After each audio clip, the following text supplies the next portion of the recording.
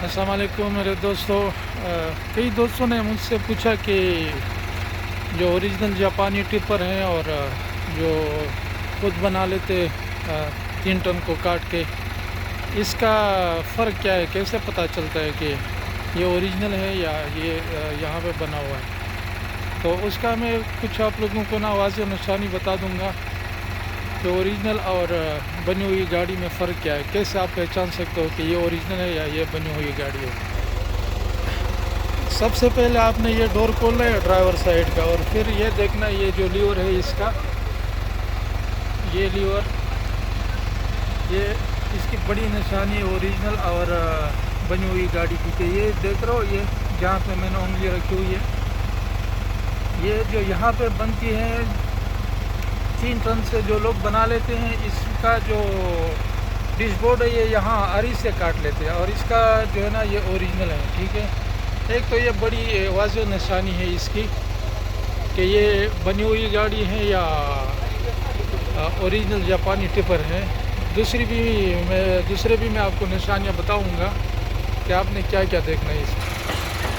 और इसके अलावा एक दूसरी बड़ी निशानी जो है, ये जैक लीवर है, ये जैक है, जैक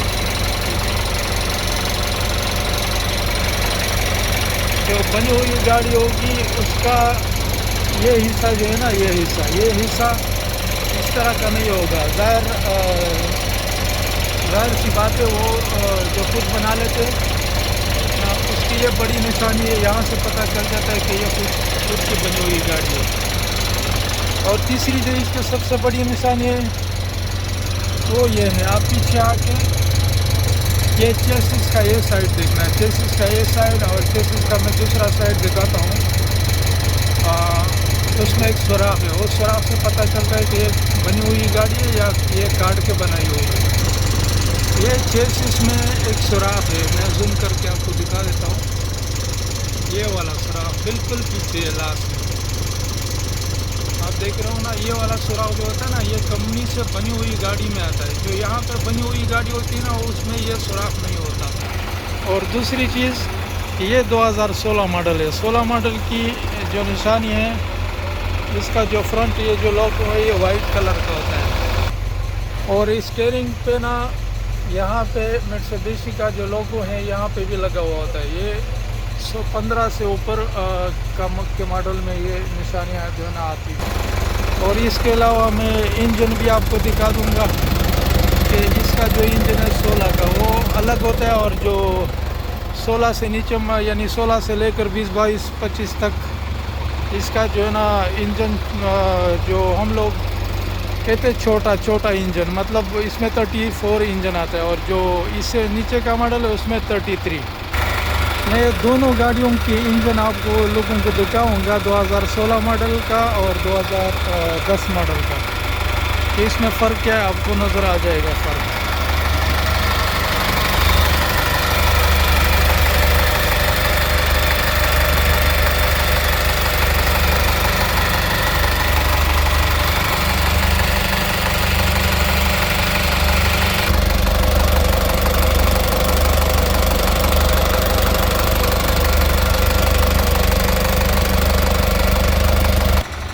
ये था 2016 मॉडल मित्सुबिशी कैंटर टिपर का इंजन, जो कि ओरिजिनल हालत में है, अभी तक खुला हुआ नहीं है।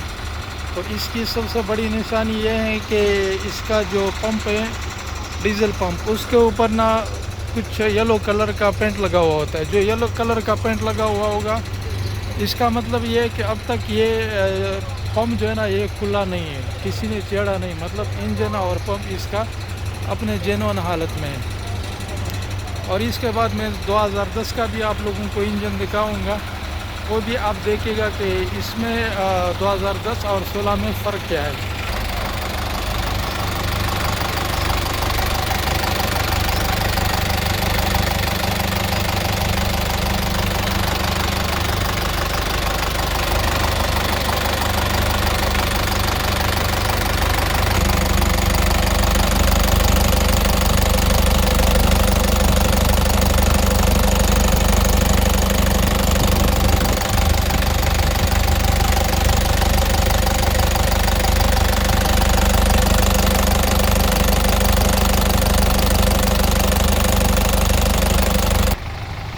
अभी जो मैंने आप लोगों को दिखा दिया वो 2010 मॉडल का इंजन है।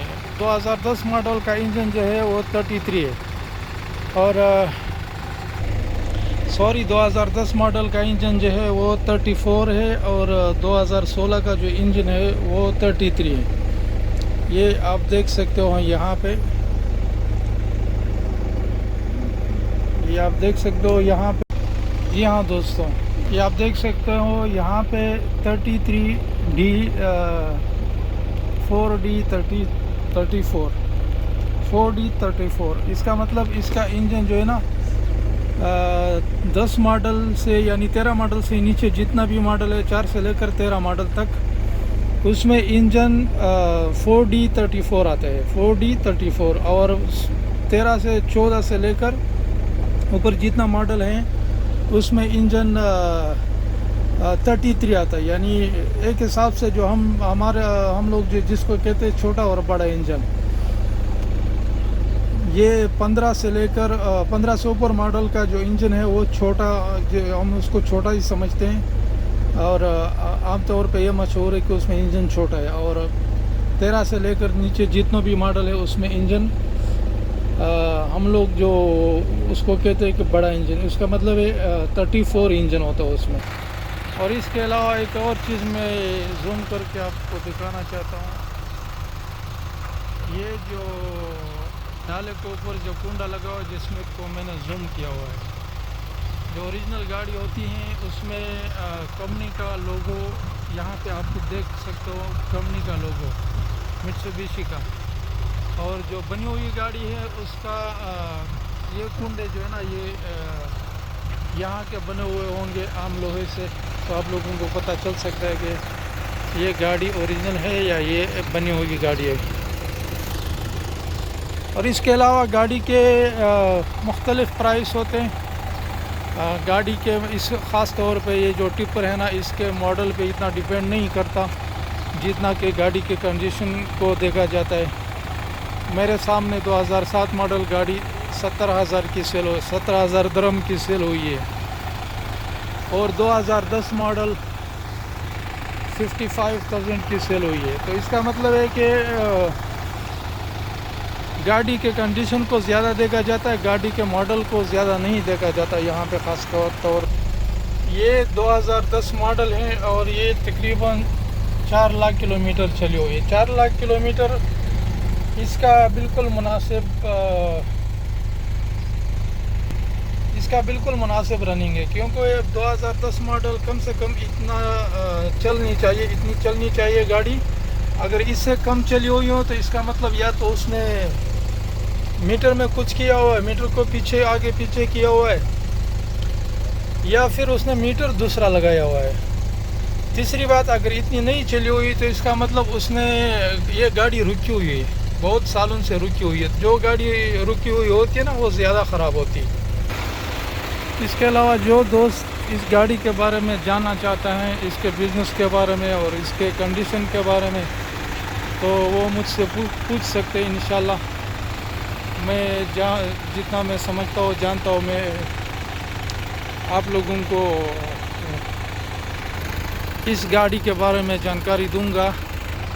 अगर कोई भाई इसके कारोबार के बारे में नहीं जानता कि इसका बिज़नेस कैसे है, तो माशाल्लाह इसका बिज़नेस बड़ा ज़बरदस्त है, ख़ासकर यूएई में।